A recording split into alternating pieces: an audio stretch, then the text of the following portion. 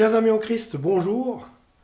Donc aujourd'hui, c'est avec une grande tristesse en ce qui me concerne par rapport à l'événement. C'est grave. Donc comme vous l'avez vu dans le titre, j'aimerais que nous prions aujourd'hui tous ensemble pour le petit Ethan, 5 ans, qui est le seul survivant de la catastrophe du téléphérique de Stresa en Italie. Vous n'êtes pas sans savoir qu'il a perdu toute sa famille. 14 personnes sont décédées dans cet accident. Il a perdu son père, sa mère, son petit frère et ses grands-parents. Et selon le corps médical, Ethan devrait la vie, enfin, du moins le peu de vie, dans quel état il peut être. Il est actuellement sorti du coma, mais on ne sait pas dans quel côté ça va aller. Mais il devrait la vie à la dernière étreinte de son papa qui par souci de le protéger, l'avait étreint dans ses bras. Son corps a servi de bouclier. Et là, très franchement, que Dieu bénisse Haït, le papa de Ethan, parce que là, il a vraiment... Je pense on l'aurait tous fait pour nos enfants, mais là, vraiment, il est mort en héros. Ce monsieur est décédé en héros, c'est un héros. Haït, vous êtes un héros. Ouais. Donc le petit Ethan est à l'hôpital. Heureusement, il peut bénéficier de la présence de sa tante. D'ailleurs, ils étaient venus d'Israël avec ses parents pour voir la tante, voir la tante à Ethan. Et ils avaient décidé de faire un petit tour en téléphérique. Et malheureusement, à 100 mètres du lieu d'arrivée, le câble s'est rompu et on connaît la suite. Donc aujourd'hui, chers frères et sœurs, j'aimerais que nous prions tous et toutes pour Ethan. Donc prenez même vous un moment pour prier pour Ethan, pour qu'il puisse guérir. Dieu notre Père, je te demande de protéger le petit Ethan. Il est ta création.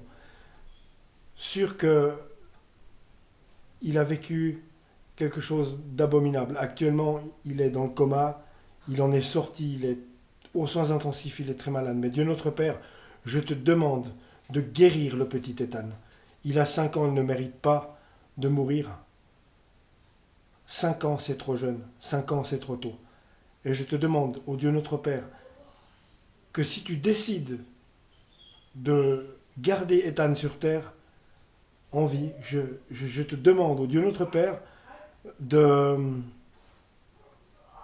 faire en sorte de le soutenir, que tu puisses le soutenir avec toute ta force pour qu'il puisse justement affronter ce terrible événement, parce qu'il y a un moment où il va certainement peut-être se réveiller si tu consens et si tu permets, Seigneur, de le guérir, qu'il n'ait pas de séquelles de cet accident.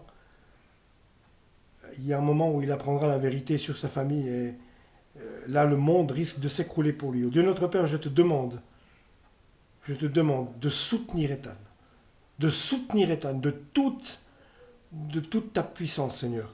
Et je te demande aussi de le guérir.